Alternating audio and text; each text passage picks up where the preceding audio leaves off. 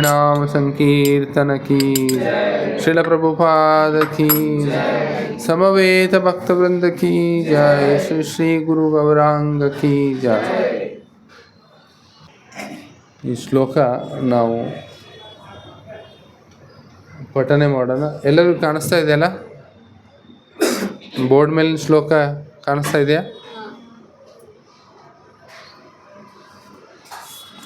ಆದಿಲೀಲಾ 1ನೇ ಅಧ್ಯಾಯ 13ನೇ ಶ್ಲೋಕ ಚೈತನ್ಯ ಚರಿತಾಮೃತ ಗ್ರಂಥದಿಂದ. ಅದ್ವೈತಂ ಹರಿಣಾದ್ವೈತಾತ್ ಆಚಾರ್ಯಂ ಭಕ್ತಿ ಸಂಸನಾತ್ ಭಕ್ತಾವತಾರಂ ಈಶಂ ತಂ ಅದ್ವೈತಾಚಾರ್ಯಮಾಶ್ರಯೇ. ಅದ್ವೈತಂ ಹರಿಣಾದ್ವೈತಾತ್ ಆಚಾರ್ಯಂ ಭಕ್ತಿ ಸಂಸನಾತ್ ಭಕ್ತಾವತಾರಂ ಈಶಂ ತಂ ಅದ್ವೈತಾಚಾರ್ಯಮಾಶ್ರಯೇ. ಅದ್ವೈತಂ ಹರಿಣಾದ್ವೈತಾತ್ ಆಚಾರ್ಯಂ ಭಕ್ತಿ ಸಂಸನಾತ್ ಭಕ್ತಾವತಾರಂ ಈಶಂ ತಂ ಅದ್ವೈತಾಚಾರ್ಯಮಾಶ್ರಯೇ. ಹೇಳಿ. ಅದ್ವೈತಂ ಹರಿಣಾದ್ವೈತಾತ್ ಆಚಾರ್ಯಂ ಭಕ್ತಿ ಸಂಸನಾತ್ ಭಕ್ತಾವತಾರಂ ಈಶಂ ತಂ ಅದ್ವೈತಾಚಾರ್ಯಮಾಶ್ರಯೇ. ಅದ್ವೈತಂ ಹರಿಣಾದ್ವೈತಾತ್ ಅದ್ವೈತಂ ಹರಿಣಾದ್ವೈತಾತ್ ಆಚಾರ್ಯಂ ಭಕ್ತಿ ಸಂಸನಾತ್ ಆಚಾರ್ಯಂ ಭಕ್ತಿ ಸಂಸನಾತ್ ಭಕ್ತಾವತಾರಂ ಈಶಂ ತಂ ಭಕ್ತಾವತಾರಂ ಈಶಂ ತಂ ಆಚಾರ್ಯಮಾಶ್ರಯೇ. ಅದ್ವೈತಾಚಾರ್ಯಮಾಶ್ರಯೇ. ಮಾತಾಜಿ. ಅದ್ವೈತಂ ಹರಿಣಾದ್ವೈತಾತ್ ಆಚಾರ್ಯಂ ಭಕ್ತಿ ಸಂಸನಾತ್ ಭಕ್ತಾವತಾರಂ ಈಶಂ ತಂ ಅದ್ವೈತಾಚಾರ್ಯಮಾಶ್ರಯೇ. ಮತ್ತೆ ಅದ್ವೈತಂ ಹರಿಣಾದ್ವೈತಾತ್ ಆಚಾರ್ಯಂ ಭಕ್ತಿ ಸಂಸನಾತ್ ಭಕ್ತಾವತಾರಂ ಈಶಂ ತಂ ಅದ್ವೈತಾಚಾರ್ಯಮಾಶ್ರಯೇ. ಅದ್ವೈತಂ ಹರಿಣಾದ್ವೈತಾತ್ ಆಚಾರ್ಯಂ ಭಕ್ತಿ ಸಂಸನಾತ್ ಭಕ್ತಾವತಾರಂ ಈಶಂ ತಂ ಅದ್ವೈತಾಚಾರ್ಯಮಾಶ್ರಯೇ. ಹರೇ ಕೃಷ್ಣ. ಓಂ ಅಜ್ಞಾನತಿಮಿರಾಂಧಸ್ಯ ಜ್ಞಾನಾಂಜನಶಲಾಕಯಾ ಚಕ್ಷುರುನ್ಮಿಲಿತಂ ಯೇನ ತಸ್ಮೈ ಶ್ರೀ ಗುರವೇ ನಮಃ. श्रीचैतन्यमनोभीष्टं स्थापितं येन भूतले स्वयं रूपः कदा मह्यं ददाति स्वपदान्तिकं.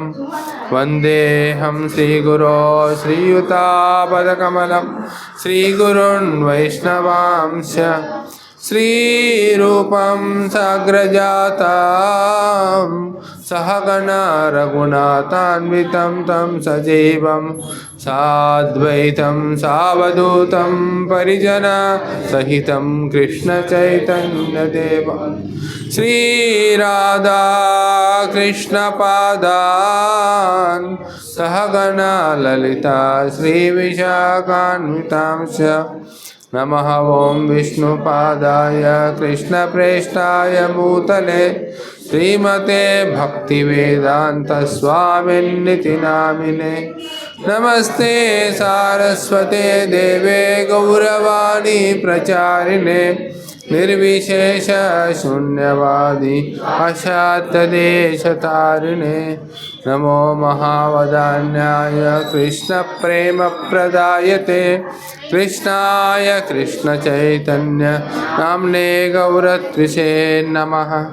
हे कृष्णा करुणा सिंधो दीनबंधो जगत्पते गोपेश गोपिका कांत राधा कांत नमोस्तुते तप्त कांचन गौरांगी राधे वृंदावनेश्वरी वृषभानुसुते देवी प्रणमामि हरिप्रिये वाञ्छाकल्पतरुभ्यश्च कृपा सिन्धुभ्यैव च पतितानां पावनेभ्यो वैष्णवेभ्यो नमो नमः। जय श्री कृष्ण चैतन्य प्रभो नित्यानंद श्री अद्वैत गदाधर श्रीवासादि गौर भक्तवृंद हरे कृष्णा कृष्णा कृष्णा हरे हरे राम राम राम हरे हरे हरे कृष्णा कृष्णा कृष्णा हरे हरे हरे राम राम राम हरे हरे।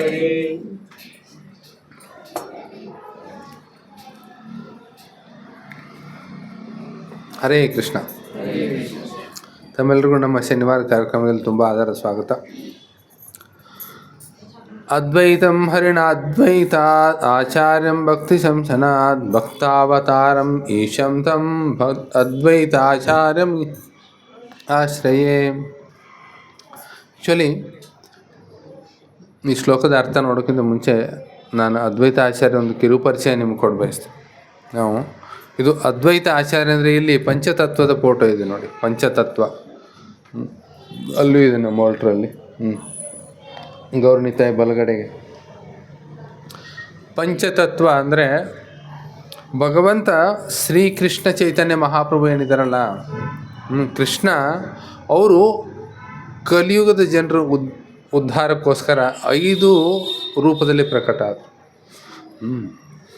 ನಾವೆಲ್ಲ ಏನು ಮಾಡಿದ್ವಿ ಅಂದರೆ, ಇಲ್ಲಿ ಅದ್ವೈತ ಅಂತ ಮೊದಲೇ ಶಬ್ದ ಬಂದುಬಿಟ್ಟಿದೆ. ನಾವು ಮೊದಲೇ ಅದ್ವೈತದ ಕ್ಯಾಪಿಟಲಲ್ಲಿದ್ದೀವಿ ನಾವು. ಇಲ್ಲಿ ಎಲ್ಲವೂ ಒಂದೇ ಅನ್ನೋ ಕನ್ಸೆಪ್ಟು ತುಂಬ ಇದೆ ಇಲ್ಲಿ. ಏನು ಎಲ್ಲ ಒಂದೇ, ಗುರುನೂ ಒಂದೇ, ಶಿಷ್ಯನೂ ಒಂದೇ, ಎಲ್ಲರನ್ನೂ ಒಂದೇ ಸ್ಥಾನದಾಗ ನೋಡ್ತಾರೆ. ಆ ಭಗವಂತನೂ ಒಂದೇ. ಎಲ್ಲವೂ ಒಂದೇ ಅನ್ನೋದು ತುಂಬ ಈಗ ಏನಾಗಿದೆ ಭಾರತದಲ್ಲಿ, ವಿಶೇಷವಾಗಿ ನಮ್ಮ ಭಾಗದಲ್ಲಿ ತುಂಬ ಪ್ರಚಲಿತದಲ್ಲಿದೆ. ಅದ್ವೈತವಾದಿಗಳು. ಒಂದು ಸಾರಿ ಭಕ್ತಿ ಸಿದ್ಧಾಂತ ಸರಸ್ವತಿ ಠಾಕೂರ್ ಶ್ರೀಲ ಪ್ರಭುಪಾದರ ಗುರುಗಳು ಅವರು ಟ್ರೈನಲ್ಲಿ ಹೋಗ್ತಾಯಿದ್ರು. ಆ ಸಮಯದಲ್ಲಿ ಏನಾಯ್ತಂದರೆ, ಅವ್ರಿಗೆ ಯಾರೋ ಮಾವಿನ ಹಣ್ಣಿನ ಬುಟ್ಟಿ ತಂದು ಕೊಟ್ಟಿದ್ರು. ಹಣ್ಣು ಆಗಿದ್ದೆಲ್ಲ ಮಾವಿನ ಹಣ್ಣು. ಅವರು ಮಾವಿನ ಹಣ್ಣು ಆ್ಯಕ್ಚುಲಿ ತಿಂತಿರಲಿಲ್ಲ. ಅವ್ರು ತಂದು ಕೊಟ್ಟಿದ್ರು ಯಾರೋ ಭಕ್ತರು. ಅದರಲ್ಲಿ ಇಟ್ಟಿತ್ತು. ಹೀಗೆ ಒಬ್ಬರು ಬಂದರು ಅವ್ರ ಹತ್ರ. ಅಲ್ಲಿ ಸೀಟ್ ಇತ್ತು, ಅವ್ರು ಬಂದು ಕುಳಿತರು. ಅವ್ರು ಹೇಳಿದ್ರು ಎಲ್ಲವೂ ಒಂದೇ ಅಲ್ವಾ ಅಂತ ಹೇಳೋಕ್ಕೆ ಸ್ಟಾರ್ಟ್ ಮಾಡಿದ್ರು.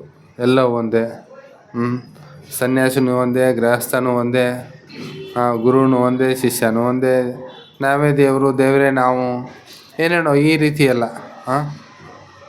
ದಂಡಗ್ರಹಣ ಮಾತ್ರೇನ ನರನಾರಾಯಣೋ ಭವೇತ್ ಅಂಥೇಳಿ, ದಂಡ ಗ್ರಹಣ ಮಾಡಿಬಿಟ್ರೆ, ಸನ್ಯಾಸಿ ಆಗಿಬಿಟ್ರೆ ಮನುಷ್ಯ ಇದ್ದವನು ಏನಾಗ್ತಾನೆ, ಅವನು ನಾರಾಯಣ ಆಗ್ತಾನೆ. ಆ ರೀತಿ ಎಲ್ಲ ಎಲ್ಲವೂ ಒಂದೇ ಅಂತ ಹೇಳಿದ್ರು. ಇವ್ರಿಗೆ ಹೇಗೆ ತಿಳಿಸ್ಬೇಕು ಭಗವಂತನ ಸ್ಥಾನ? ಭಗವಂತ ಏನಿದ್ದಾನೆ, ಅವನು ಅಣಿಯಾನ್ ಮಹತೋ ಮಹಿಯಾನ್ ಅಂತ ಹೇಳಿದೆ ಉಪನಿಷತ್ತುಗಳಲ್ಲಿ. ಅತ್ಯಂತ ಮಹತ್ವ ಅಂದರೆ ಅತ್ಯಂತ ಶ್ರೇಷ್ಠ ವಸ್ತುಗಳಲ್ಲಿ ಶ್ರೇಷ್ಠ ಭಗವಂತ. ಅಸಮೋರ್ಧ್ವ ಅಂತ ಉಪನಿಷತ್ತಲ್ಲಿ ಹೇಳಾಗಿದೆ. ಅವನ ಜೊತೆಗೆ ಏನು, ಅವನು ಸಮ ಮತ್ತು ಮೇಲೆ ಯಾರೂ ಇಲ್ಲ. ನಾವು ಒಂದು ಚಿಕ್ಕ ಅಣು. ಅದಕ್ಕೆ ಭಕ್ತಿಸಿದ್ಧಾಂತ ಸರಸ್ವತಿ ಠಾಕೂರ್ ನೋಡಿದ್ರೆ ಅಲ್ಲಿ ಆ ಮಾವಿನ ಹಣ್ಣಿನ ಬುಟ್ಟಿ ಇಟ್ಟಿದ್ರು. ಅದರಲ್ಲಿ ಒಂದು ಹಣ್ಣು ಏನಾಗಿತ್ತು, ಅದು ಜಾಸ್ತಿ ಹಣ್ಣಾಗಿ ಅದು ಕೊಳ್ತಿತ್ತು ಅದು ಸ್ವಲ್ಪ. ಅದನ್ನು ಅವ್ರೇನು ಮಾಡಿದ್ರು, ಅದನ್ನು ಕೊಡಿ ಅಂತ ಹೇಳಿದ್ರು ಶಿಷ್ಯರಿಗೆ. ಅದನ್ನು ಕೊಟ್ಟರು. ಅವರು ಹೇಳಿದ್ರು ಇದು ತೊಗೊಳ್ಳಿ ತಿನ್ನಿ ಅಂತಂದು. ಅವನು ಆರ್ಗ್ಯುಮೆಂಟ್ ಮಾಡ್ತಾ ಇದ್ನಲ್ಲ, ಅವ್ನಿಗೆ ಹೇಳಿದ್ರು ಇದನ್ನು ನಾನು ಏನು ಮಾಡ್ಬೇಕು, ನೀವು ತಿನ್ನಿ ಅಂತ ಹೇಳಿದ್ರು. ಇದು ಕೊಳ್ತೋಗಿದೆ, ಇದನ್ನ ಹೆಂಗೆ ತಿನ್ನೋದು ಅಂದ ಅವನು. ಇಷ್ಟೆಲ್ಲ ಒಳ್ಳೆ ಹಣ್ಣಿದಾವೆ, ಅದನ್ನು ತಿನ್ಬೋದು. ಎಲ್ಲ ಒಂದೇ ಅಲ್ಲ, ನೀವೇ ಹೇಳಿದ್ರಿ. ಏನು ಹೇಳಿದ್ರಿ? ಎಲ್ಲವೂ ಒಂದೇ ಅಂತ ಹೇಳಿದ್ರಿ. ಮತ್ತು ಈ ಮಾವಿನ ಹಣ್ಣಲ್ಲಿ ಯಾಕೆ ನೀವು ಭೇದ ಭಾವ ನೋಡ್ತಾ ಇದ್ದೀರಿ? ಇದು ಬರೀ ಒಂದು ಮಾವಿನ ಹಣ್ಣು, ತಿನ್ನಿ ಅಂತಂದರು. ಅಂದರೆ ಇದು ಬರೀ ಕೇಳಲಿಕ್ಕೆ ಸ್ವಲ್ಪ ಭಾಳ ಒಳ್ಳೇದನ್ನಿಸ್ಬೋದು. ಅವರೇನು ದೊಡ್ಡದು, ನಾನೇನು ಕಡಿಮೆ, ಎಲ್ಲ ಅದ್ವೈತ, ಎಲ್ಲರೂ ಸಮ ಅಂಥೇಳಿ. ಆದರೆ ಎಲ್ಲವೂ ತಂದೆ ಮಗ ಒಂದೇನಾ?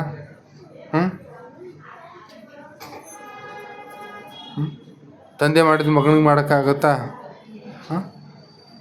ಅಥವಾ ಮಗು ಮಾಡ್ತಾಯಿದೆ ಅಂಥೇಳಿ ತಂದೆ ಮಾಡೋಕ್ಕಾಗುತ್ತಾ? ಮಗು ಒಂದು ದಾರಿಯಲ್ಲಿ ಎಲ್ಲ ಕಕ್ಕಸು ಮಾಡ್ತಾಯಿದೆ ಹೊರಗಡೆ, ಅದು ಅಲ್ಲಿ ಹೋಗಿ ಎಲ್ಲ ಒಂದೇ ಅಂತ ಅದಕ್ಕೆ ಕೊಡೋಕ್ಕಾಗತ್ತಾ? ಇಲ್ವಲ್ಲ. ಅದಕ್ಕೆ ಅಣೋರ್ ಅಣಿಯಾನ್ ಮಹತೋ ಮಣಿಯಾನ್. ನಾವು ಅಣುಗಳಲ್ಲಿ ನಾವು ಚಿಕ್ಕ ಜೀವಿಗಳು. ಜೀವಿ ಯಾವಾಗಲೂ ಭಗವಂತ ಆಗಲಿಕ್ಕೆ ಸಾಧ್ಯವಿಲ್ಲ. ಅದಕ್ಕೋಸ್ಕರ ಇಲ್ಲಿ ಅದ್ವೈತ ಏನು ಉಲ್ಲೇಖ ಬಂದಿದೆಯಲ್ಲ, ಈ ಅದ್ವೈತ ಅಲ್ಲ, ಅದ್ವೈತ ಅಂದರೆ ಅದ್ವಿತೀಯ. ಅಥವಾ ಅದೇನಿದೆ ಅದು, ಮೇಲೆ ಬನ್ನಿ, ರಸ್ತೆ ಮೇಲೆ ನಿಲ್ಬೇಡಿ, ಮೇಲೆ ಬನ್ನಿ. ಕೂತ್ಕೊಳ್ಳೋಕೆ ಭಾಳ ಜಾಗ ಇದೆ ಇಲ್ಲಿ.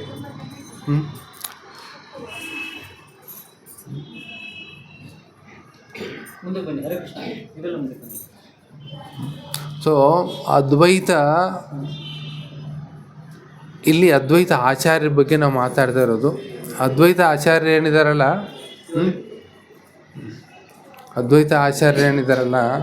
ಅವರು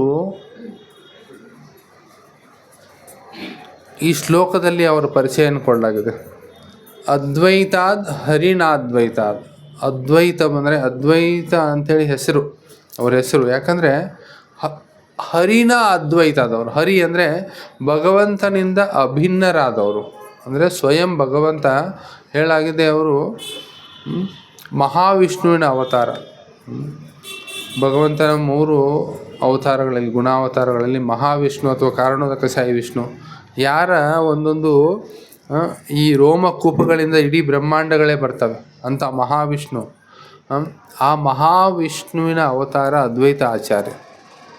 ಅದ್ವೈತ ಆಚಾರಂ ಭಕ್ತಿ ಸಂಶನಾದ. ಯಾಕಂದರೆ ಅವರು ಭಕ್ತಿಯನ್ನು ಪ್ರಚಾರ ಮಾಡಿದ್ರು, ಭಕ್ತಿಯನ್ನು ಎಲ್ಲರಿಗೂ ತಿಳಿಸ್ಕೊಟ್ರು. ಅದಕ್ಕೆ ಅವ್ರ ಹೆಸರು ಏನಾಯಿತು? ಆಚಾರ್ಯ. ಅದಕ್ಕೆ ಏನು ಹೆಸರು?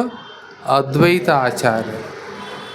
ಅವ್ರದ್ದು ಈ ಮಾಘ ಮಾಸದ ಶುಕ್ಲ ಪಕ್ಷದ ಸಪ್ತಮಿಯಂದು, ಈಗ ನಾಳೆ ಭಾನುವಾರ ಅಲ್ಲ, ಮುಂದಿನ ಭಾನುವಾರ ಅವ್ರದ್ದು ಜನ್ಮೋತ್ಸವ ಇದೆ. ಅದಕ್ಕೋಸ್ಕರ ಅವ್ರ ಬಗ್ಗೆ ನಾವು ಸ್ವಲ್ಪ ಚರ್ಚೆ ಮಾಡಿದ್ವಿ. ಭಕ್ತಾವತಾರಂ ಈಶಂ ತಮ್. ಆದರೆ ಅವ್ರು ಏನು ಮಾಡಿದ್ರು? ಭಕ್ತನ ರೂಪದಲ್ಲಿ ಅವತಾರ ತಾಳಿದ್ರು. ಸ್ವಯಂ ಈಶ ಅಂದರೆ ಭಗವಂತನೇ ಅವರಾಗಿದ್ದರೂ ಕೂಡ, ಮಹಾವಿಷ್ಣು ಭಗವಂತನೇ ಆಗಿದ್ದರೆ ಅವ್ರು ಏನು ಮಾಡಿದ್ರು? ಭಕ್ತರ ರೂಪದಲ್ಲಿ ಬಂದರು, ಭಕ್ತಾವತಾರವನ್ನು ತಾಳಿದರು. ಯಾಕೆ? ಈ ಭಕ್ತಿಯ ಪ್ರಚಾರವನ್ನು ಮಾಡಲಿಕ್ಕೆ, ಕಲಿಯುಗದಲ್ಲಿ ನಾಮದ ಪ್ರಚಾರ ಮಾಡಲಿಕ್ಕೆ, ಹರಿನಾಮ ಸ್ಮರಣೆ, ಹರೇ ಕೃಷ್ಣ ಕೃಷ್ಣ ಕೃಷ್ಣ ಹರೇ ಹರೇ, ಹರೇ ರಾಮ ರಾಮ ರಾಮ ಹರೇ ಹರೇ, ಇದನ್ನು ಪ್ರಚಾರ ಮಾಡಲಿಕ್ಕೆ ಅವರು ಭಕ್ತನ ಅವತಾರವನ್ನು ತೆಗೆದುಕೊಂಡರು. ಅಂಥ ಈಶ್ವರರಾದ ಅದ್ವೈತ ಆಚಾರ್ಯರಿಗೆ ನಾನು ಅವರ ಆಶ್ರಯವನ್ನು ತೆಗೆದುಕೊಳ್ತೇನೆ. ಇಲ್ಲಿ ಅದ್ವೈತ ಆಚಾರ್ಯರು ಆ ಸಮಯದಲ್ಲಿ ಸುಮಾರು ಇವತ್ತಿಗೆ 600 ವರ್ಷಗಳ ಹಿಂದೆ ಅವ್ರು ನೋಡ್ತಾರೆ. ಜನ ನವದ್ವೀಪ, ಇವತ್ತು ನವದ್ವೀಪದಲ್ಲಿದ್ದರು ಅವರು. ನವದ್ವೀಪ ಅಂದರೆ ಮಾಯಾಪುರ, ಅಲ್ಲಿ ನಮ್ಮ ದೇವಸ್ಥಾನ ಇದೆ ನೋಡಿ, ಇದು ಫೋಟೋ ಇದೆ, ಚೈತನ್ಯ ಮಹಾಪ್ರಭುಗಳ ಜನ್ಮಸ್ಥಾನ. ಅಲ್ಲಿ ಅವರು ಇದ್ದರು. ಆ ಸಮಯದಲ್ಲಿ ನೋಡ್ತಾರೆ ತುಂಬ ಜನ ಏನು ಮಾಡ್ತಾ ಇದ್ದಾರೆ, ಅವರು ಭೌತಿಕವಾದಿಗಳಾಗಿದ್ದಾರೆ, ಆಡಂಬರ ಮಾಡ್ತಾ ಇದ್ದಾರೆ. ನಾಮಸ್ಮರಣೆ ಮಾಡಿ ಭಾಗವತದ ಪಠನೆಯನ್ನು ಮಾಡಿ ಶ್ರೀಕೃಷ್ಣನ ಸೇವೆಯನ್ನು ಮಾಡಿ ಅಂದರೆ ಯಾರೂ ಕೇಳಲಿಕ್ಕೆ ಸಿದ್ಧ ಇಲ್ಲ. ಯಾಕಂದರೆ ಅವರು ತುಂಬ ಇದು ಆಗ್ಬಿಟ್ಟಿದ್ದಾರೆ, ಏನು ಉದ್ದಟರಾಗಿದ್ದಾರೆ, ತುಂಬ ದುಡ್ಡು ಬಂದ್ಬಿಟ್ಟಿದೆ ಅವ್ರಿಗೆ, ಅಹಂಕಾರ. ಏನೂ ಮಾಡಲಿಕ್ಕಿಲ್ಲ ಅಂತಂದರೆ ಏನು ಮಾಡ್ತಿದ್ರು ಅವರು? ಅವ್ರ ಮನೆಯಲ್ಲಿ ಮಕ್ಕಳಿಲ್ಲ ಅಂದರೆ ಒಂದು ಬೆಕ್ಕಿಗಾದರೂ ಮದುವೆ ಮಾಡೋಕ್ಕೆ ಸಿಕ್ಕಾಪಟ್ಟೆ ಖರ್ಚು ಮಾಡೋದು. ಅಂದರೆ ಪ್ರತಿಷ್ಠೆ ತೋರಿಸ್ಕೊಳ್ಳೋಕ್ಕೆ ಎಲ್ಲ ಮಾಡೋದು. ಪ್ರತಿಷ್ಠೆಗೋಸ್ಕರ ತಮ್ಮ ವಿದ್ವತ್ತನ್ನು ಪ್ರದರ್ಶನ ಮಾಡೋದು, ಪ್ರತಿಷ್ಠೆಗೋಸ್ಕರ ತಮ್ಮ ಸಂಪತ್ತನ್ನು ಪ್ರದರ್ಶನ ಮಾಡೋದು. ಬರೀ ಪ್ರತಿಷ್ಠೆ. ಆಮೇಲೆ ಏನು ಅತ್ಯಂತ ಒಂದು ಕ್ಷಣಿಕವಾಗಿದೆ ಅದನ್ನೇ ಅವರು ಸತ್ಯವಂತ ಬಿಂಬಿಸ್ತಾ ಇದ್ದರು. ಅಂದರೆ ಈ ಶರೀರ, ಶಾರೀರಿಕ ಸಂಬಂಧಿತ ವಸ್ತುಗಳನ್ನು. ಅದಕ್ಕೆ ಈ ಜನರ ಉದ್ಧಾರ ಮಾಡಬೇಕಾದ್ರೆ, ಈ ಸಮಯದಲ್ಲಿ ಕಲಿಯುಗದಲ್ಲಿ ಈ ಜನರ ಉದ್ಧಾರ ಆಗಬೇಕಂದ್ರೆ ನಾವೇನು ಮಾಡಬೇಕು? ನನ್ನ ಕೈಯಿಂದನೂ ಸಾಧ್ಯ ಇಲ್ಲ ಅಂದ್ರೆ ಅವರು ಸ್ವತಃ ಮಹಾವಿಷ್ಣು ಅವರು ಒಂದು ಸಾರಿ ಪ್ರಭುಪಾದರು ಕೇಳಿದ್ರು, ಎಲ್ಲ ಸಮಸ್ಯೆ ಯಾವಾಗ ಮುಗೀತವೆ ಅಂತೇಳಿ ಕೇಳಿದರು ಒಬ್ಬರು ಶಿಷ್ಯರು ಪ್ರಭುಪಾದರಿಗೆ. ಪ್ರಭುಪಾದರು ಹೇಳಿದ್ರು, ಮಹಾವಿಷ್ಣು ಶ್ವಾಸ ಯಾವಾಗ ಒಳಗೆ ತೊಗೊಳ್ತಾರಲ್ಲ ಅವಾಗ ಎಲ್ಲ ಸಮಸ್ಯೆ ಮುಗಿದ್ಬಿಡ್ತಾವೆ ಅಂತ ಹೇಳಿದ್ರು. ಆವಾಗಲೇ ಸಮಸ್ಯೆ ಮುಗಿಯವು. ಅಂದರೆ ಮಹಾವಿಷ್ಣು ಶ್ವಾಸ ಒಳಗೆ ತೊಗೊಂಡಾಗ ಏನಾಗುತ್ತೆ? ಸಂಪೂರ್ಣ ಎಲ್ಲ ಬ್ರಹ್ಮಾಂಡಗಳು ಅವ್ರ ಶರೀರದಾಗ ಹೋಗ್ಬಿಡ್ತವೆ. ಆ ಮಹಾವಿಷ್ಣುನ ಅವತಾರ ಅವರು ಯಾರು? ಅದ್ವೈತ ಆಚಾರ್ಯರು. ಒಂದು ಅವರು ಈ ಸಂಪೂರ್ಣ ಬ್ರಹ್ಮಾಂಡದ ಆಯು, ಸೃಷ್ಟಿಯ ಆಯು ಏನು ಗೊತ್ತಾ? ಅವರು ಕೇವಲ ಒಂದು ಉಸಿರಾಟ, ಒಂದಂದರೆ ಉಚ್ಛ್ವಾಸ ಅಥವಾ ನಿಶ್ವಾಸ. ಅವರು ನಿಶ್ವಾಸ ಮಾಡಿದಾಗ ಏನಾಗುತ್ತೆ? ಎಲ್ಲ ಸೃಷ್ಟಿಯಾಗುತ್ತೆ. ಆ ಬ್ರಹ್ಮಾಂಡಗಳು ಅವರ ಸ್ಕಿನ್ ಫೋರ್ಸ್, ರೋಮಕೂಪಗಳಿಂದ ಬರ್ತವೆ ಎಲ್ಲ ಬ್ರಹ್ಮಾಂಡಗಳು. ಆಮೇಲೆ ಅವರು ಉಚ್ಛ್ವಾಸ ಮಾಡಿದಾಗ ಒಳಗಡೆ ಉಸಿರಾಟನ ಒಳಗೆ ತೊಗೊಂಡಾಗ ಏನಾಗುತ್ತೆ? ಎಲ್ಲ ಬ್ರಹ್ಮಾಂಡಗಳು ಮತ್ತೆ ಹೋಗ್ಬಿಡ್ತಾವೆ. ಅಷ್ಟೇ ಆಯುಷ್ಯ ಇರೋದು ಈ ಬ್ರಹ್ಮಾಂಡದ್ದು. ನಾವು ನಂದು 100, ನಿಂದು 80, ನನ್ನ 90, ನಾನು ನಿನಕ್ಕಿಂತ ಏನು 1 ವರ್ಷ ದೊಡ್ಡವನು, ನಾವು ಈ ರೀತಿ ನಮ್ಮದು ವಿಚಾರ ಇರುತ್ತೆ. ಆದರೆ ಅಂಥ ಮಹಾವಿಷ್ಣು ಯಾವ ಬ್ರಹ್ಮಾಂಡದ ಆಯು ಅವರು ಒಂದು ಉಚ್ಛ್ವಾಸ ನಿಶ್ವಾಸ ಇದೆಯೋ ಅವರು ಹೇಳ್ತಾ ಇದ್ದಾರೆ, ಈ ಜನರು ಉದ್ಧಾರಕ್ಕೋಸ್ಕರ ಏನಾಗಬೇಕು? ನನ್ನಿಂದ ಆಗೋದಿಲ್ಲ. ಅವ್ರಿಗೇನು ಮಾಡಬೇಕು? ಸ್ವತಃ ಪೂರ್ಣ ಪುರುಷೋತ್ತಮ ಭಗವಂತ ಶ್ರೀಕೃಷ್ಣ ಬರಬೇಕು. ಯಾರು ಬರಬೇಕು? ಸ್ವತಃ ಶ್ರೀಕೃಷ್ಣ ಪೂರ್ಣ ಪುರುಷೋತ್ತಮ, ಎಲ್ಲ ಅವತಾರಗಳ ಮೂಲ, ಅವತಾರ ಪುರುಷ, ಅವತಾರಿ, ಅವನೇ ಬರಬೇಕು. ಆವಾಗಲೇ ಈ ಜನರಿಗೆ ಏನಾಗುತ್ತೆ? ಇವ್ರಿಗೆ ಸ್ವಲ್ಪ ತಲೆಯೊಳಗೆ ಹರಿನಾಮ ಹೋಗುತ್ತೆ, ಕಲಿಯುಗದ ಯುಗಧರ್ಮದ ಬಗ್ಗೆ ಹೋಗುತ್ತೆ ಅಂಥೇಳಿ ಅವರು ವಿಚಾರ ಮಾಡ್ತಾರೆ. ಹರೇ ಕೃಷ್ಣ, ಮಾತಾಡಬೇಡಿ.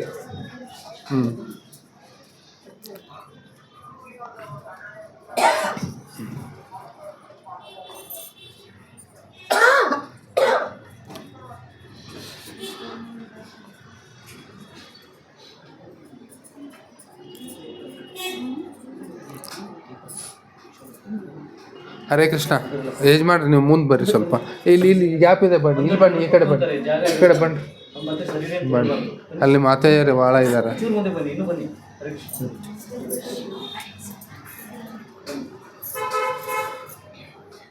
ಪ್ರವಚನ ಸ್ಟಾರ್ಟ್ ಮಾಡ್ಬೋದಾ? ನನಗೆ ಮಧ್ಯದಲ್ಲಿ ಇಂಟ್ರಪ್ಷನ್ ಆದರೆ ಸಮಸ್ಯೆ ಆಗುತ್ತೆ.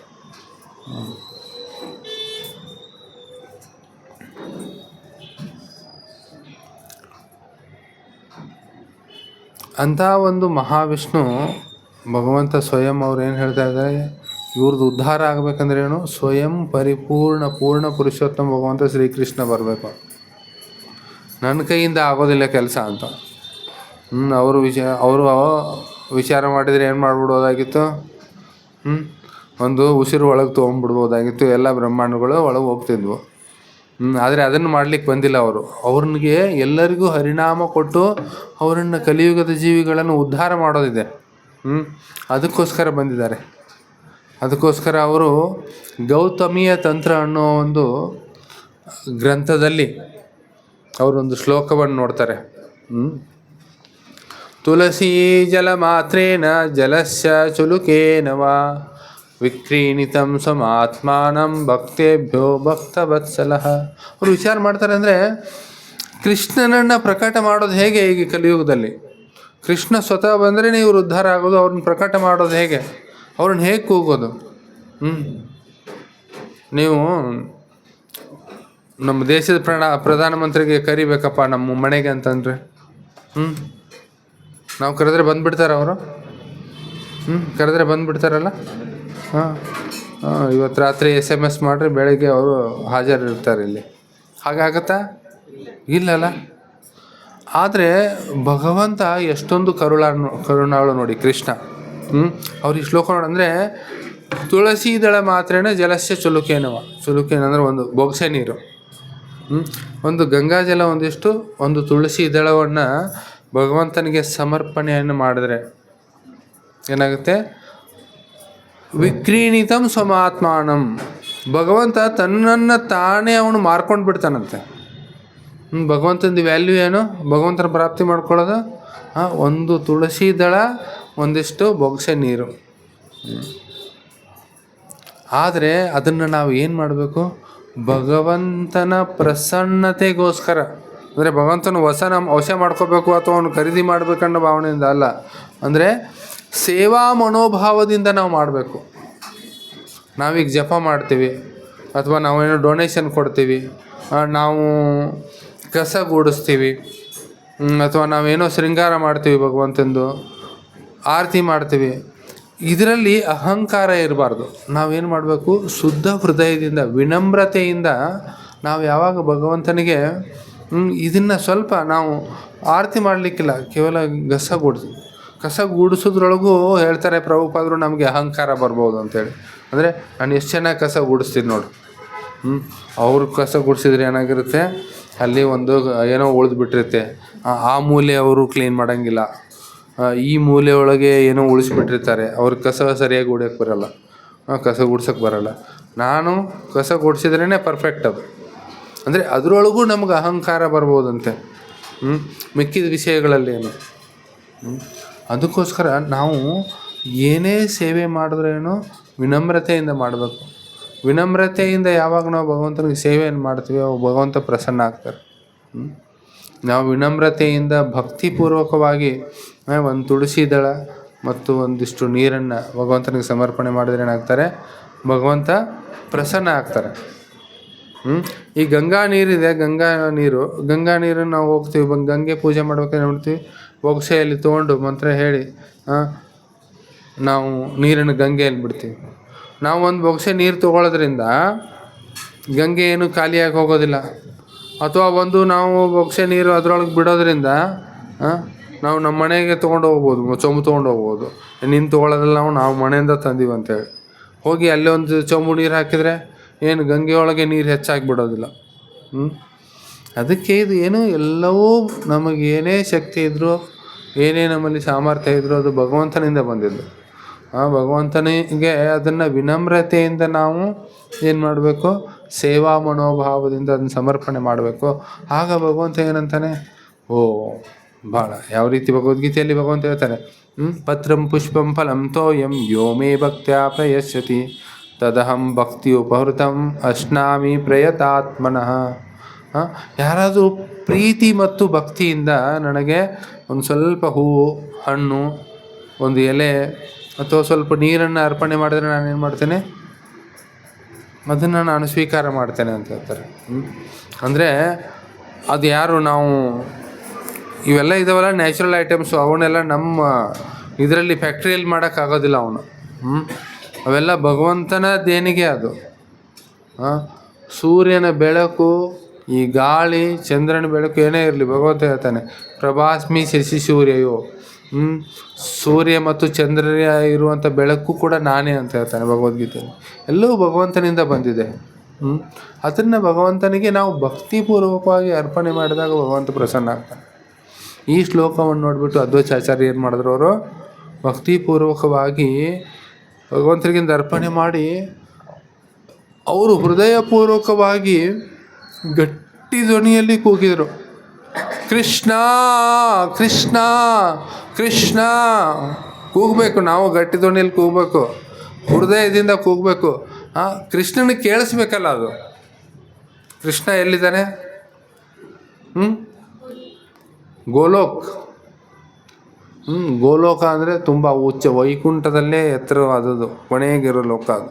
ಅಲ್ಲಿಗೆ ಅವನು ಕೇಳಿಸ್ಬೇಕು ಅಂದರೆ ಅದನ್ನು ನಾವು ಹೃದಯದಿಂದ ಕೂಗಬೇಕು, ಪ್ರೀತಿಯಿಂದ ಕೂಗಬೇಕು.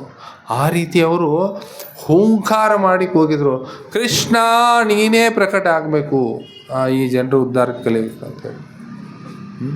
ಅಂದರೆ ಇಲ್ಲಿ ನಾವು ಅದ್ವೈತ ಆಚಾರ್ಯರಿಂದ ನೋಡ್ಬೋದು ಯಾವ ರೀತಿ ಅವರಲ್ಲಿ ದಯೆ ಇತ್ತು. ಕೇವಲ ತಮ್ಮ ಒಂದು ಉದ್ಧಾರಕ್ಕೋಸ್ಕರ ಅವ್ರು ಪ್ರಾರ್ಥನೆ ಮಾಡಲಿಲ್ಲ. ಅವರು ಸ್ವಯಂ ಭಗವಂತ ಇದ್ದಾರೆ, ಮಹಾವಿಷ್ಣುವಿನ ಅವತಾರ.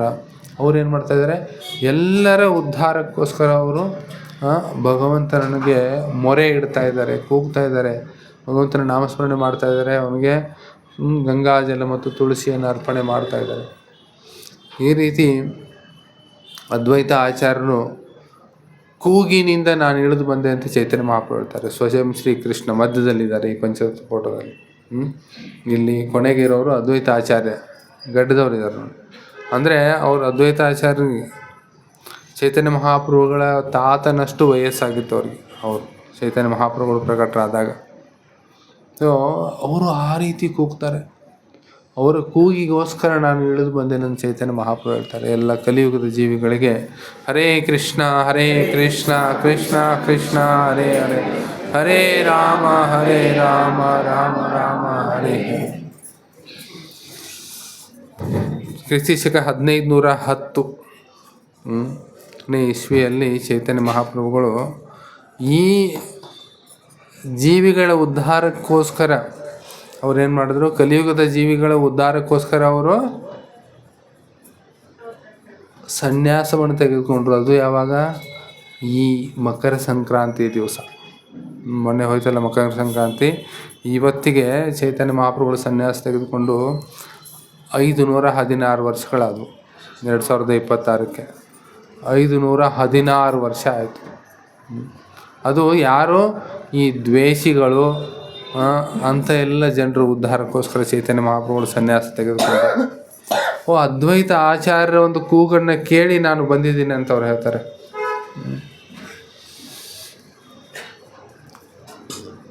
ಅದ್ವೈತ ಆಚಾರ್ಯರು ಕೊನೆಗೆ ಯಾವಾಗ ಅವ್ರಿಗೆ ಗೊತ್ತಾಗುತ್ತೆ ಅಂದರೆ ಅವರು ಪ್ರಾರ್ಥನೆ ಫಲಿಸಿದೆ ಅಂಥೇಳಿ ಚೈತನ್ಯ ಮಹಾಪ್ರಭುಗಳು ಪ್ರಕಟ ಆದಾಗ ಅವರು ತುಂಬ ಖುಷಿಯಿಂದ ಅವರು ನೃತ್ಯವನ್ನು ಮಾಡ್ತಾರೆ. ಅವ್ರಿಗೆ ಆ್ಯಕ್ಚುಲಿ ಗೊತ್ತಾಗಿರೋದಿಲ್ಲ ಅದು.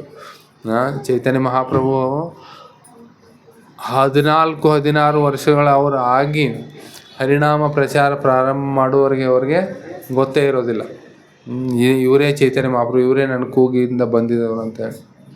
ಆದರೂ ಒಂದೇನೋ ದಿವ್ಯ ಒಂದು ಎಲ್ಲ ಕಡೆಗೆ ಹರಿನಾಮ ಮೊಳಗ್ತಾ ಇದೆ.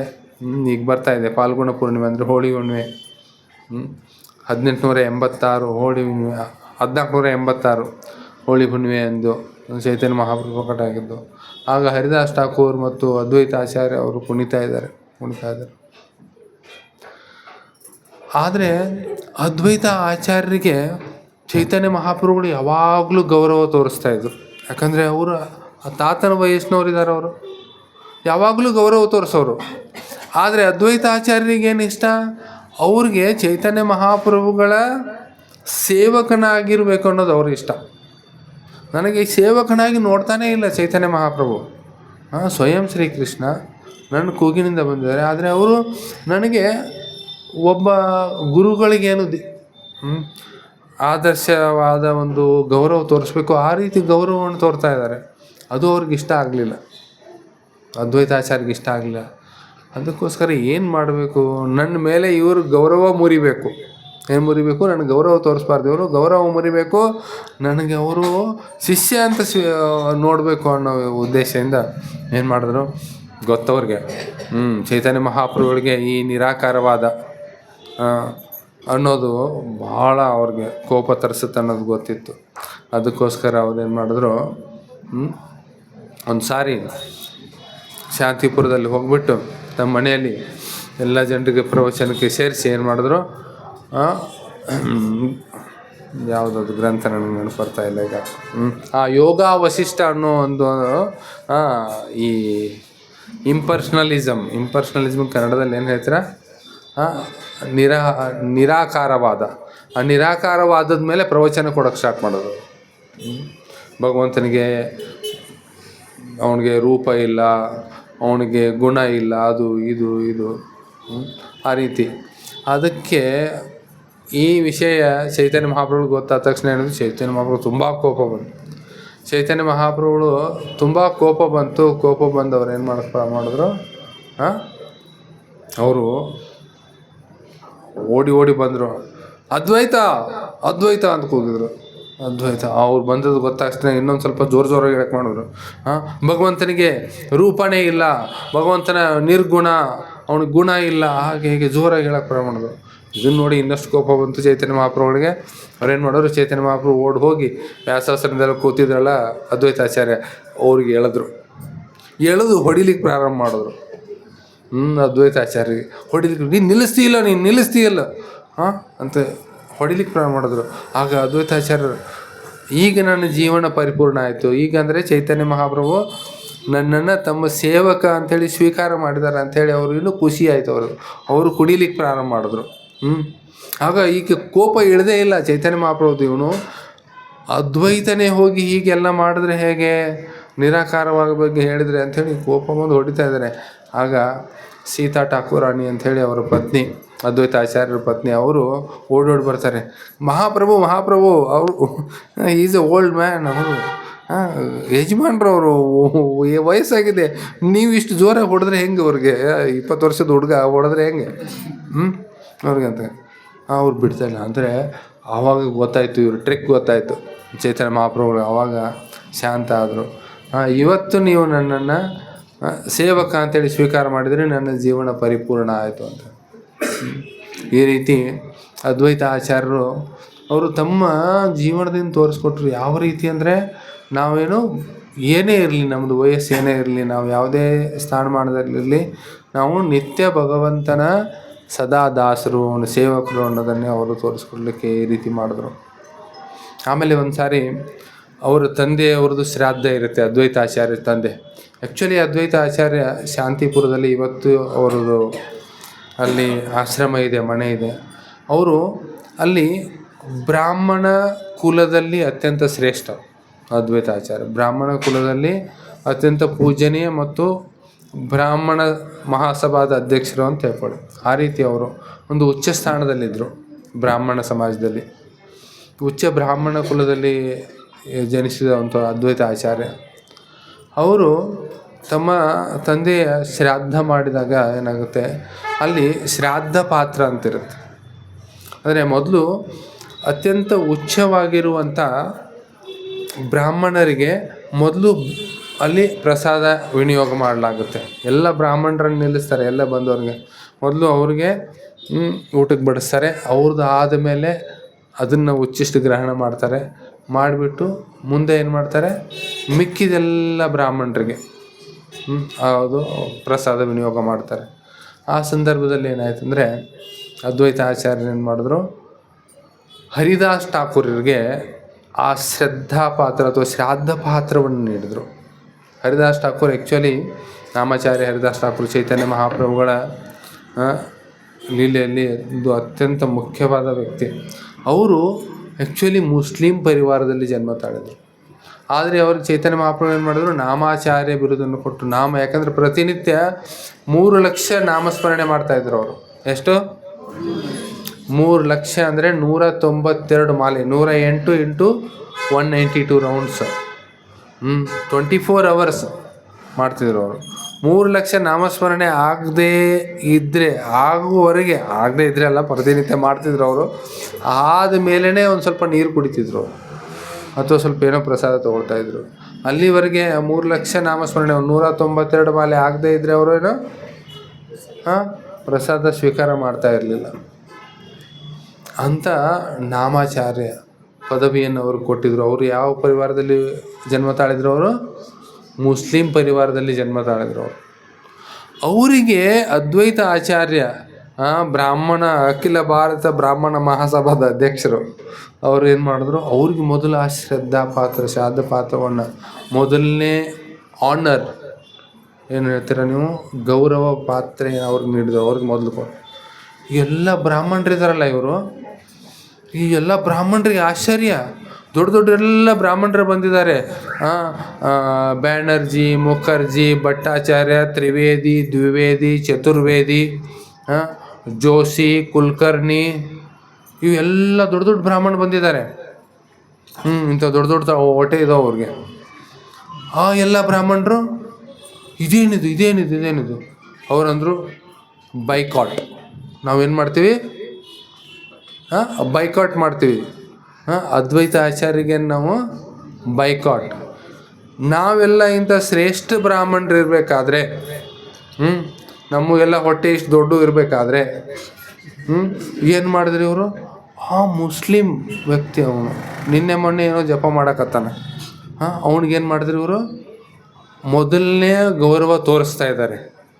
ಅದಕ್ಕೋಸ್ಕರ ನಾವೇನು ಮಾಡ್ತೀವಿ, ಇವ್ರನ್ನ ಅದ್ವೈತ ಆಚಾರ್ಯನ ಸಮಾಜದಿಂದ ಹೊರಗಡೆ ಇಡ್ತೀವಿ.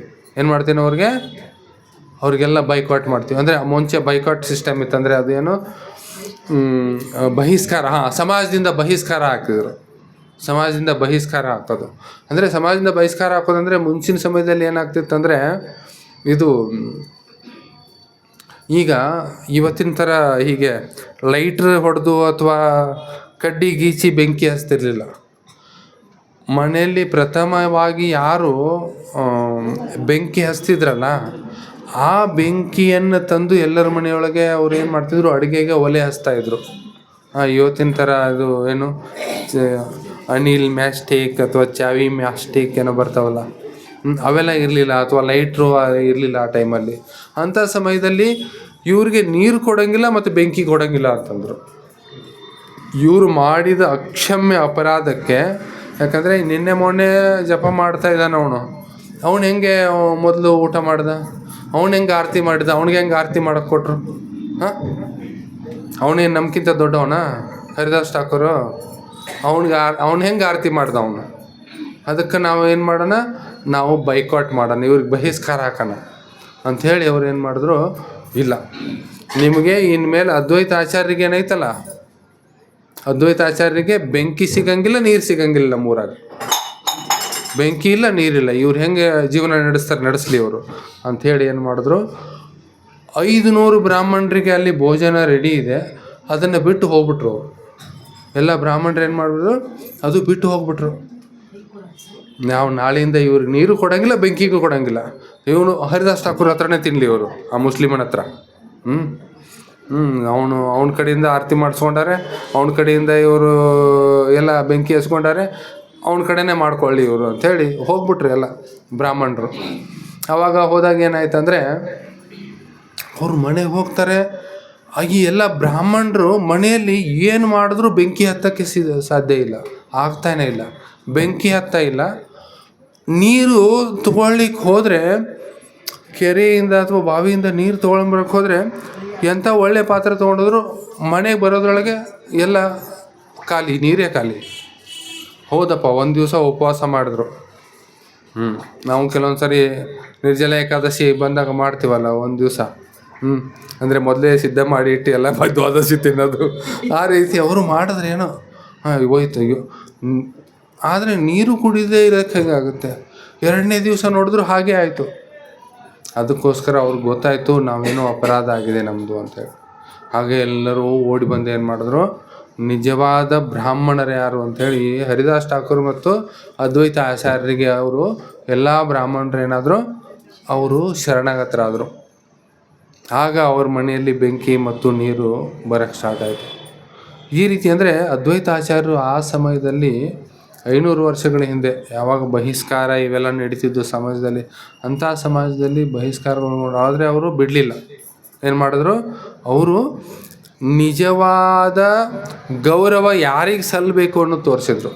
ನಿಜವಾದ ಗೌರವ ಬ್ರಾಹ್ಮಣರಿಗಿಂತ ಶ್ರೇಷ್ಠ ವೈಷ್ಣವರು, ಯಾರು ಭಗವಂತನ ನಾಮಸ್ಮರಣೆ ಮಾಡ್ತಾರೆ, ಯಾರು ಭಗವಂತನ ಕೃಪೆಗೆ ಪಾತ್ರರಾಗಿದೆ, ಅವರು ನಿಜವಾದ ವೈಷ್ಣವರು, ಅವ್ರಿಗೆ ನಿಜವಾದ ಗೌರವ ಸಲ್ಲಿಸ್ಬೇಕಂಥೇಳಿ ಎಲ್ಲ ಬ್ರಾಹ್ಮಣರನ್ನು ಬಿಟ್ಟು ಆ ಹರಿದಾಸ್ ಠಾಕೂರ್ಗೆ ಅವರು ಗೌರವವನ್ನು ಸಲ್ಲಿಸಿದರು.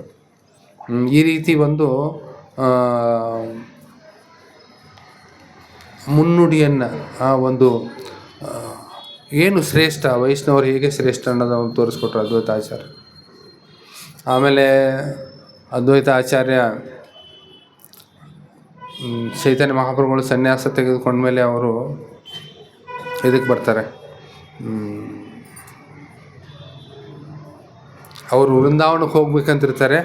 ಅವರು ದಾರಿ ತಪ್ಪಿಸ್ಬಿಟ್ಟು ಏನು ಮಾಡ್ತಾರೆ, ನಿತ್ಯಾನಂದ ಪ್ರಭು ಅವರನ್ನು ಶಾಂತಿಪುರಕ್ಕೆ ಕರ್ಕೊಂಡು ಹೋಗ್ತಾರೆ. ಯಾಕಂದರೆ ಚೈತನ್ಯ ಮಹಾಪ್ರಭು ಒಂದು ಆವೇಶದಲ್ಲಿ ಬಂದು ಹೋಗಿ ಸನ್ಯಾಸ ತೊಗೊಂಡ್ಬಿಡ್ತಾರೆ. ಸನ್ಯಾಸ ತೊಗೊಂಡ ತಕ್ಷಣ ಅವರು ಮೋರಮನ್ ಬೃಂದಾವನ್ ನನ್ನ ಮನಸ್ಸೇ ವೃಂದಾವನ ಅಂಥೇಳಿ, ನನ್ನ ಹೃದಯವೇ ವೃಂದಾವನ ಅಂಥೇಳಿ ವೃಂದಾವನದ ಕಡೆಗೆ ಧಾವಿಸ್ತಿರ್ತಾರೆ ಚೈತನ್ಯ ಮಹಾಪ್ರಭುಗಳು. ಆವಾಗ ಹರಿದಾಸ ನಿತ್ಯಾನಂದರೊಳಗೆ ಗೊತ್ತಿರುತ್ತೆ. ಯಾಕಂದರೆ ಬಂಗಾಲಲ್ಲಿ ಎಲ್ಲ ಅವರು ಭಕ್ತರು, ಅವರ ಸಂಗಡಿಗರು ಅವರು ದರ್ಶನ ಮಾಡಬೇಕಂತಾರೆ.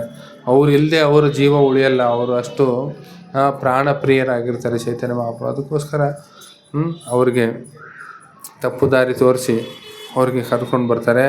ಎಲ್ಲಿ ಶಾಂತಿಪುರಕ್ಕೆ ಕರ್ಕೊಂಡ್ಬರ್ತಾರೆ. ಶಾಂತಿಪುರಕ್ಕೆ ಅಲ್ಲಿ ಗಂಗಾ ನದಿ ಇರುತ್ತೆ. ಗಂಗಾ ನದಿಯಲ್ಲಿ ಒಂದು ಬೋಟಲ್ಲಿ ನೋಡ್ತಾರೆ ಅದ್ವೈತ ಆಚಾರ್ಯ ಅವ್ರಿಗೆ ಮುಂಚೆ ಸಂದೇಶ ಕಳಿಸಿರ್ತಾರೆ.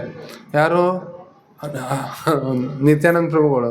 ಅಲ್ಲಿ ಚೈತನ್ಯ ಮಹಾಪ್ರಭು ಬರ್ತಾಯಿದ್ದಾರೆ, ಈಗ ನೀವೇನು ಮಾಡಬೇಕು, ಅವ್ರಿಗೆ ಒಂದು ಹೊಸ ಬಟ್ಟೆ ತೊಗೊಂಡು ಬರಬೇಕು, ಸನ್ಯಾಸ ಬಟ್ಟೆಯನ್ನು ತೊಗೊಂಡು ಬರಬೇಕು. ಅವರಲ್ಲಿ ಬಟ್ಟೆ ತೊಗೊಂಡ್ಬರ್ತಾರೆ. ಚೈತನ್ಯ ಮಹಾಪ್ರಭು ಗಂಗಾ ನದಿಯನ್ನು ನೋಡ್ತಾರೆ. ಅವ್ರು ನೋಡಿದ ತಕ್ಷಣ ಅವ್ರಿಗೇನಾಗುತ್ತೆ, ಅವ್ರಿಗೆ ಯಾವುದೇ ನದಿ ನೋಡಿದ ತಕ್ಷಣ ಅವ್ರಿಗೆ ಅನಿಸಿರುತ್ತೆ ಇದು ಯಮುನಾ ನದಿ ಇದೆ. ಯಾವುದೇ ಬೆಟ್ಟ ನೋಡಿದ್ರೆ ಏನು ಅನಿಸುತ್ತೆ ಅವ್ರಿಗೆ, ಇದು ಗೋವರ್ಧನೆ ಇದೆ ಅಂತೇಳಿ. ಗೋವರ್ಧನೆ ಇದೆ, ಇದು ಗಂಗಾ ನದಿ ಇದೆ ಅಂಥೇಳಿ ಅವರು ಧುಮುಕ್ ಬಿಡ್ತಾರೆ. ಅದರಲ್ಲಿ ಧುಮುಕಿ ಸ್ನಾನ ಮಾಡ್ತಾರೆ. ಸ್ನಾನ ಮಾಡಿ ಹೊರಗಡೆ ಬರ್ತಾರೆ. ಬಂದ ತಕ್ಷಣ ನೋಡ್ತಾರೆ ಅಲ್ಲಿ ಅದ್ವೈತ ಆಚಾರ್ಯ ಇದ್ದಾರೆ. ಅದ್ವೈತ ಆಚಾರ್ಯರು ಅಲ್ಲಿ ಬಟ್ಟೆ ತೊಗೊಂಡು ನಿಂತಿದ್ದಾರೆ. ಆಗ ಅವರು ಕೇಳ್ತಾರೆ ಚೈತನ್ಯ ಮಹಾಪ್ರಭು, ಏನು, ನೀವು ವೃಂದಾವನಕ್ಕೆ ಯಾವಾಗ ಬಂದ್ರಿ ಅಂತ ಕೇಳ್ತಾರೆ ಅದ್ವೈತ ಆಚಾರ್ಯರು. ಚೈತನ್ಯ ಮಹಾಪ್ರಭು, ವೃಂದಾವನಕ್ಕೆ ಯಾವಾಗ ಬಂದ್ರಿ ನೀವು ಅಂತ ಕೇಳ್ತಾರೆ. ಇದು ವೃಂದಾವನ ಅಲ್ಲ, ಇದು ಶಾಂತಿಪುರ. ಇದು ಯಮುನಾ ಅಲ್ಲ, ಇದು ಗಂಗಾ. ಆದರೂ ಕೂಡ ನೀವು ಏನಾಗ್ತವೆ, ಗಂಗಾ ಮತ್ತು ಯಮುನಾ ಏನಾಗ್ತವೆ, ಪ್ರಯಾಗದಲ್ಲಿ ಸಂಗಮ ಆಗುತ್ತೆ. ಪ್ರಯಾಗದಲ್ಲಿ ಸಂಗಮ ಆದಮೇಲೆ ಪೂರ್ವ ದಿಕ್ಕಿಗೆ ಏನು ಹರಿಯುತ್ತಲ್ಲ ನದಿ, ಅದಕ್ಕೆ ಗಂಗಾ ಅಂತಾರೆ. ಪಶ್ಚಿಮಕ್ಕೆ ಯಾವುದು ಹರಿಯುತ್ತಲ್ಲ ಅದಕ್ಕೇನಂತಾರೆ, ಯಮುನಾ ಅಂತಾರೆ. ಎರಡು ಒಂದೇ ಆಗ್ಬಿಟ್ವು ಅಲ್ಲಿ. ನೀವು ಈಗ ಗಂಗಾ ನದಿಯ ಪಶ್ಚಿಮ ತಟದಲ್ಲಿ ನೀವು ಸ್ನಾನ ಮಾಡೋದ್ರಿಂದ ಇದು ಯಮುನೆಯಲ್ಲಿ ಸ್ನಾನ ಮಾಡಿದ ಹಾಗೆ ಅಂಥೇಳಿ ಸಮಾಧಾನ ಮಾಡಿ ಅವ್ರಿಗೆ ಬಟ್ಟೆ ಕೊಟ್ಟು ಮನೆ ಕರ್ಕೊಂಡು ಹೋಗ್ತಾರೆ. ಗಂಗಾ ನದಿ ತಟದಲ್ಲಿ ಇವತ್ತಿಗೂ ಮನೆ ಇದೆ, ಅದು ನೋಡ್ಬೋದು ನಾವು ಶಾಂತಿಪುರದಲ್ಲಿ. ಮನೆ ಕರ್ಕೊಂಡು ಹೋಗ್ತಾರೆ. ಮನೆ ಕರ್ಕೊಂಡೋಗಿ ಅವ್ರಿಗೆ ಎಲ್ಲ ಕೀರ್ತನೆ ಆಗುತ್ತೆ. ಕೀರ್ತನೆ ಆದಮೇಲೆ ಪ್ರಸಾದ ಅವ್ರಿಗೆ ಬಡಿಸ್ತಾರೆ. ದೊಡ್ಡದಾದ ಬಾಳೆ ಎಲೆ ಮೇಲೆ ಪೂರ್ತಿ ಹೀಗೆ ರಾಶಿಯಾಗಿ ಅನ್ನ ಹಾಕಿರ್ತಾರೆ. ಅದ್ರ ಮೇಲೆ ಹಸುವಿನ ತುಪ್ಪ ಹಾಕಿರ್ತಾರೆ. ಹಾಕಿ ಎಲ್ಲ ಸುತ್ತ ಒಂದು 8-10 ಪ್ರಕಾರದ ತರಕಾರಿಗಳನ್ನು, ಪಲ್ಯಗಳನ್ನು ಇಟ್ಟು ಅವ್ರಿಗೆ ಬಡಿಸ್ತಾರೆ. ಇದೇನಿದು, ಇದು ಸನ್ಯಾಸಿಗಳು ಇಷ್ಟು ತಿಂತಾರ? ನನಗೇನು ಮಾಡು, ಕೃಷ್ಣನಿಗೆ ನೀವು ಭಾಳ ಚೆನ್ನಾಗಿ ನೈವೇದ್ಯ ಮಾಡಿದ್ರಿ, ಕೃಷ್ಣ ಪ್ರಸನ್ನ ಆಗಿದ್ದೀನಿ ತೊಗೊಂಡು ನನಗೇನು ಮಾಡಿ, ನನಗೆ ಸ್ವಲ್ಪ ಒಂದಿಷ್ಟು ಏನು ಮಾಡಿ ಕೈಯಲ್ಲಿ ಸ್ವಲ್ಪ ಕೊಟ್ಬಿಡಿ, ನಾನು ಭಾಳ ಪ್ರಸನ್ನ ಆಗಿದ್ದೀನಿ. ಆವಾಗ ಅದ್ವೈತ ಆಚಾರ್ಯ ಹೇಳ್ತಾರೆ, ಏನು ಜಾಸ್ತಿ ಮಾತಾಡೋಂಗಿಲ್ಲ, ಸುಮ್ಮನೆ ಕೂಡಬೇಕು, ನೀವು ತೊಗೊಳ್ಬೇಕು. ನೀವು ಎಲ್ಲೆಲ್ಲಿ ಎಷ್ಟೆಷ್ಟು ಊಟ ಮಾಡ್ತೀರಂತ ನನಗೆ ಗೊತ್ತಿದೆ. ಜಗನ್ನಾಥ ಪುರಿಯಲ್ಲಿ ನೀವು ಜಗನ್ನಾಥನ ರೂಪದಲ್ಲಿ ಏನು ಮಾಡ್ತೀರಾ, ಚಪ್ಪನ್ ಭೋಗ್ 56 ಐಟಮ್ಗಳನ್ನ ದಿನನಿತ್ಯ ತಿಂತಾನೆ ಇರ್ತೀರ. ಇದೇನು ನಾನು ಒಂದು ಅಗಳು ಅಲ್ಲ ನಾನು ನಿಮ್ಗೆ ಕೊಟ್ಟಿದ್ದು, ಸುಮ್ಮನೆ ತಿನ್ನಿರಿ ಅಂತ. ಅದ್ವೈತ ಆಚಾರ್ಯ ಅವರು ಸಿಟ್ಟಾಗ್ತಾರೆ, ಅಪ್ರಸನ್ನ ಆಗ್ತಾರೆ ಅಂತೇಳಿ ಎದುರುಬಿಟ್ಟು ಚೈತನ್ಯ ಮಹಾಪ್ರಭು ಏನು ಮಾಡ್ತಾರೆ, ಅದೆಲ್ಲ ತಿಂತಾರೆ. ಆಗ ನಿತ್ಯಾನಂದ ಪ್ರಭು ಹೇಳ್ತಾರೆ, ನಾನೇನು ಇವತ್ತು ಇದು ಮಾಡಿದ್ನೋ ಗೊತ್ತಿಲ್ಲ, ಇವ್ರ ಮನೆಗೆ ಬಂದುಬಿಟ್ಟಿದ್ದೀನಿ, ಇಷ್ಟೇ ಕೊಟ್ಟರೆ ಊಟಕ್ಕೆ, ನನಗೆ ಎಲ್ಲಿ ಹೊಟ್ಟೆ ತುಂಬತ್ತಿದ್ದು ಅದು. ಆಯ್ತಪ್ಪ, ನೀನೇನು ಅವಧೂತ ಇದೆಯಾ, ನಿನ್ನ ಜಾತಿ ಇದು ಯಾರು ಗೊತ್ತಿಲ್ಲ, ನೀನು ಸುಮ್ಮನೆ ಎಷ್ಟು ಕೊಟ್ಟಿನಿ ಅಷ್ಟು ತಿಂದು ಹೇಳು ಅಂತೇಳಿ ಅವ್ರ ಜೊತೆ ಚಾಷ್ಟಿ ಮಾಡ್ತಾರೆ. ಈ ರೀತಿ ಒಂದು ಸಾರಿ ಅದ್ವೈತ ಆಚಾರ್ಯರು ಅವ್ರಿಗೆ 6 ಜನ ಮಕ್ಕಳಿರ್ತಾರೆ, 6 ಜನ ಗಂಡು ಮಕ್ಕಳು. 6 ಜನ ಗಂಡು ಮಕ್ಕಳಲ್ಲಿ ಅಚ್ಯುತಾನಂದ ಅಂಥೇಳಿ ಅವ್ರದ್ದು ಹಿರಿಯ ಮಗನ ಹೆಸರು. ಅವ್ರು ಒಂದು ಸಾರಿ ಪ್ರಶ್ನೆ ಮಾಡ್ತಾರೆ. ಏನಂದರೆ ಚೈತನ್ಯ ಮಹಾಪ್ರಭುಗಳ ಬಗ್ಗೆ ಅವರು ಪ್ರಶ್ನೆ ಮಾಡ್ತಾರೆ. ಏನು ಡೌಟ್ ಇದ್ದ ಹಾಗೆ, ಅವರು ಪೂರ್ಣ ಪುರುಷೋತ್ತಮ ಭಗವಂತ ಹೌದೋ ಇಲ್ವೋ ಅಂತೇಳಿ. ಆಗ ಅವ್ರ ಮಗ ಏನಿದಾರಲ್ಲ ಅಚ್ಯುತಾನಂದ, ಅವಾಗ ನೀವು ಅದ್ವೈತ ಆಚಾರ್ಯ ತುಂಬ ಒಂದು ಉಚ್ಚ ಅಥವಾ ಹಿರಿಯ ಆಚಾರ್ಯರಾಗಿರ್ಬೋದು, ಆದರೆ ನಿಮಗೆ ಈ ರೀತಿ ಡೌಟ್ ಇದ್ದರೆ ನಿಮ್ಮನ್ನು ನಾನು ರಿಜೆಕ್ಟ್ ಮಾಡ್ತೇನೆ. ಚೈತನ್ಯ ಮಹಾಪ್ರಭುಗಳು ಪೂರ್ಣ ಪುರುಷೋತ್ತಮ ಭಗವಂತ ಅನ್ನೋದು ನಿಮಗೇನಾದರೂ ಅದ್ರ ಮೇಲೆ ಕೊಂಚವೂ ಒಂದು ಎಳ್ಳು ಕಾಳಿನಷ್ಟು ಸಂದೇಹ ಇದ್ದರೆ ನಿಮ್ಮನ್ನು ನಾನು ತಂದೆ ಅಂತ ಸ್ವೀಕಾರ ಮಾಡೋದಿಲ್ಲ, ರಿಜೆಕ್ಟ್ ಮಾಡ್ತೇನೆ ಅಂತ. ಇದನ್ನು ಕೇಳಿಬಿಟ್ಟು ಅವ್ರಿಗೆ ತುಂಬ ಖುಷಿ ಆಗುತ್ತೆ ಅದ್ವೈತಾಚಾರ್ಯ. ಆ್ಯಕ್ಚುಲಿ ಅವರು ಪರೀಕ್ಷೆ ಮಾಡಲಿಕ್ಕೆ ಪ್ರಶ್ನೆಯನ್ನು ಕೇಳ್ತಾರೆ. ಅದಕ್ಕೆ ಅದ್ವೈತ ಆಚಾರ್ಯರ 6 ಜನ ಮಕ್ಕಳಲ್ಲಿ 3 ಜನ ಚೈತನ್ಯ ಮಹಾಪ್ರಭುಗಳಿಗೆ ಪೂರ್ಣ ಪುರುಷೋತ್ತಮ ಭಗವಂತ ಅಂತ ಒಪ್ಕೊಳ್ತಾರೆ, 3 ಜನ ಒಪ್ಕೊಳ್ಳಲ್ಲ. ಅದಕ್ಕೆ ಆ 3 ಜನ ಮಕ್ಕಳೇನಿದ್ದಾರೆ ಅವರನ್ನು ಅದ್ವೈತ ಆಚಾರ್ಯ ಅವ್ರು ಏನು ಮಾಡ್ತಾರೆ, ತ್ಯಾಗ ಮಾಡ್ತಾರೆ. ಅವರು ಇವರು ಅಸಾರ ಅಂತ ಹೇಳ್ತಾರೆ. ಅದಕ್ಕೆ ಬಂಗಾಲಿಯಲ್ಲಿ, ಕನ್ನಡದಲ್ಲಿ ಏನಂತ ಹೇಳ್ಬೇಕು ಗೊತ್ತಿಲ್ಲ. ಒಂಥರ ಅಂದರೆ ಪುತ್ರ ಮೂತ್ರ, ಪುತ್ರ ಮತ್ತು ಮೂತ್ರ ಏನಿದೆ ಅದು ಒಂದೇ ಜಾಗದಿಂದ ಬರುತ್ತದು. ಯಾರು ಭಗವಂತ ಶ್ರೀಕೃಷ್ಣ ಅಂಥೇಳಿ ಶ್ರೀ ಚೈತನ್ಯ ಮಹಾಪ್ರಭುಗಳನ್ನು ಒಪ್ಕೊಳ್ಳೋದಿಲ್ಲಲ್ಲ, ಅವ್ರೇನದು ಅದು ಪುತ್ರ ಅಲ್ಲ, ಅದು ಮೂತ್ರ.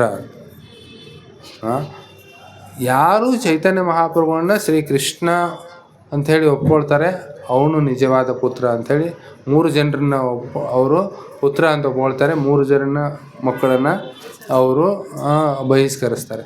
ಈ ರೀತಿ ಅದ್ವೈತ ಆಚಾರ್ಯ ಅವರು ತಮ್ಮ ಆಚರಣೆಯಿಂದ ಚೈತನ್ಯ ಮಹಾಪ್ರಭುಗಳನ್ನ ಹೇಗೆ ಉಪಾಸನೆ ಮಾಡಬೇಕು, ಅವರನ್ನು ಹೇಗೆ ಸೇವೆ ಮಾಡಬೇಕು, ಮತ್ತು ತಮ್ಮ ಒಂದು ದಯೆ ಕರುಣೆಯಿಂದ ಎಲ್ಲರ ಒಂದು ಏಳಿಗೆಗೋಸ್ಕರ ನಾವು ಪ್ರಾರ್ಥನೆ ಮಾಡಿ ಅವರು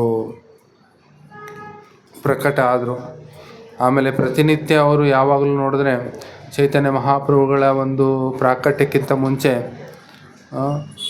ಕೆಲವು ಭಕ್ತರು ನವದ್ವೀಪದಲ್ಲಿ ಶ್ರೀವಾಸ್ ಪಂಡಿತ್, ಅದ್ವೈತ ಆಚಾರ್ಯ, ಮುಕುಂದ ಗೋಸ್ವಾಮಿ ಇವರೆಲ್ಲ ಸೇರಿ ಪ್ರತಿನಿತ್ಯ ಭಾಗವತದ ಅಧ್ಯಯನವನ್ನು ಮಾಡ್ತಾಯಿದ್ರು, ಭಾಗವತ ಪಠನೆಯನ್ನು ಮಾಡ್ತಾಯಿದ್ರು.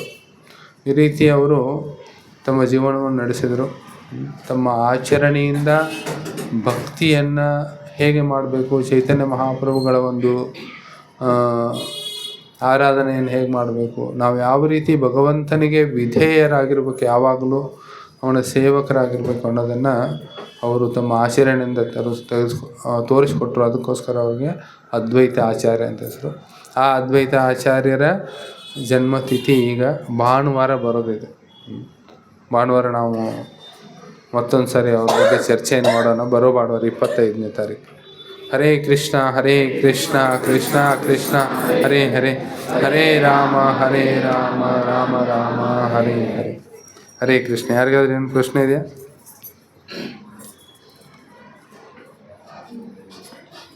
ಪ್ರಶ್ನೆ ಇಲ್ಲ. ತುಂಬ ಜನ ಮೊದಲನೇ ಸಾರಿ ಬಂದಾಗ ನನಗೆ ಕಾಣಿಸ್ತಾ ಇದೆ ಇಲ್ಲಿ. ಪ್ರಥಮ ಬಾರಿಗೆ ಅಮ್ಮಂದಿರು ತುಂಬ ಜನ ಬಂದಿದ್ದಾರೆ. ತಮ್ಮೆಲ್ರಿಗೂ ಒಂದು ಸಾರಿ ಹರೇ ಕೃಷ್ಣ ಮಹಾಮಂತ್ರ ಹೇಳಿ ಮೊದಲನೇ ಸಾರಿ ಬಂದಿರುವಂಥ ಭಕ್ತರಿಗೆ ನಾವು ಸ್ವಾಗತ ಮಾಡೋಣ. ಹರೇ ಕೃಷ್ಣ ಕೃಷ್ಣ ಕೃಷ್ಣ ಹರೇ ಹರೇ, ಹರೇ ರಾಮ ರಾಮ ರಾಮ ಹರೇ ಹರೇ. ಆಮೇಲೆ ಪ್ರತಿ ವಾರ ಈಗ ಇಲ್ಲಿ ಶನಿವಾರ ಸತ್ಸಂಗ ಇರುತ್ತೆ. ಸಾಯಂಕಾಲ 6:30ಗೆ, 6:30ಯಿಂದ ಕೀರ್ತನೆ, ಆಮೇಲೆ ಸಂಧ್ಯಾ ಆರತಿ, ಪ್ರವಚನ ಮತ್ತು ಪ್ರಸಾದ 8 ಗಂಟೆಗೆ. ಸ್ವಲ್ಪ ಆದಷ್ಟು ಎಲ್ಲರೂ ಬೇಗ ಬಂದರೆ ತುಂಬ ಒಳ್ಳೆಯದು. ಮತ್ತು ಭಾನುವಾರ ಬೆಳಗ್ಗೆ 7 ಗಂಟೆಗೆ ನಗರ ಸಂಕೀರ್ತನೆ ಇರುತ್ತೆ. ಪ್ರತಿನಿತ್ಯ ಬೆಳಗ್ಗೆ 5 ಗಂಟೆಗೆ ಮಂಗಳಾರತಿ, 7 ಗಂಟೆಗೆ ಶೃಂಗಾರ ದರ್ಶನ, ಗುರು ವಂದನ ಕಾರ್ಯಕ್ರಮಗಳಿರ್ತವೆ. ಇದೆಲ್ಲ ಲಾಭ ತಾವು ತೆಗೆದುಕೊಳ್ಬೇಕಂತಲ್ಲಿ ನಮ್ರ ವಿನಂತಿ. ಹರೇ ಕೃಷ್ಣ.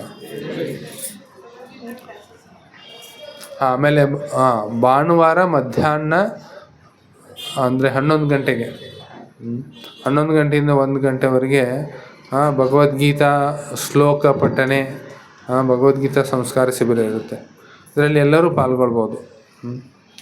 ಮಕ್ಕಳು, ದೊಡ್ಡವರು ಎಲ್ಲ ಯಾವುದಲ್ಲಿ ಏಜ್ ಲಿಮಿಟ್ ಇಲ್ಲ. ನಿಮ್ಮ ಮಕ್ಕಳಿಗೂ ಕರ್ಕೊಂಡು ಬನ್ನಿ, ನೀವು ಬನ್ನಿ. ಗೀತಾ ಶ್ಲೋಕಗಳನ್ನು ಕಲಿಸಲಾಗುತ್ತೆ. ಅದರ ಜೊತೆಗೆ ಅದರ ಒಂದು ಮರ್ಮವನ್ನು ಹೇಳಿಕೊಡ್ಲಾಗುತ್ತೆ, ಸಾರಾಂಶವನ್ನು ಗೀತೆಯ. ಹರೇ ಕೃಷ್ಣ.